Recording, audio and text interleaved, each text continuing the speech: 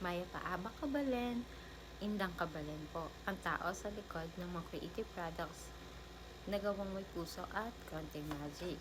Ang pag-uusapan po natin today ay ang The One Decision That Changed My Business Forever. Kung tatanungin mo ako, ano ang isang desisyon na pinakamalaking nagbago sa negosyo ko? Hindi yon ang pagbili ng printer. Hindi rin ang pagbili ng laminating machine. Ang pinakamalaking desisyon ko ay ang magpakita sa social media. Ibahagi ang journey ko. Noong una, nahiya ako. Iniisip ko, sino ba ang manonood? Sino ba ang interesado na kwento ko? Pero habang nagbabahagi ako ng journey, tips at experiences, may mga taong nagsisimulang magtiwala.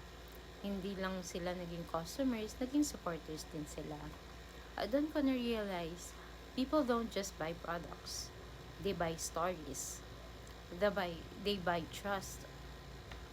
They buy connection. Kaya kung may negosyo ka at nahihiya kang mag-post, ito na ang sign mo. Hindi mo kailangan maging influencer. Kailangan mo lang maging totoo.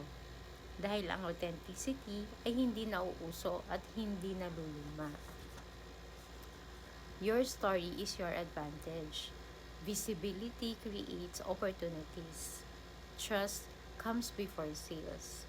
Consistency builds a community. Authenticity is your greatest marketing tool. Kapag itinago mo ang kwento mo, maaaring hindi rin makita ng tamang customer ang halaga ng negosyo mo. Ang desisyong ibahagi ang journey mo ay maaaring maging simula ng paglago ng negosyo mo. Minsan, ang pinakamalaking marketing strategy ay ang lakas ng loob na maging totoo at maging visible. Ikaw, Kabalen, ano ang isang desisyon na nagbago sa negosyo o buhay mo? O kung magsisimula ka pa lang, ano ang desisyon na handa mong gawin simula ngayon? I-share mo sa comments. Baka ang kwento mo ang maging inspirasyon ng iba na ating Kabalen. Dahil dito sa Indang Kabalen, hindi lang tayo gumagawa ng creative products na may konting puso at konting magic. Gumagawa rin tayo ng mga pangarap, diskarte at oportunidad. Kaya hanggang sa susunod nating kwentuhan, patuloy tayong lilikha, matututo at lalago, Kabalen.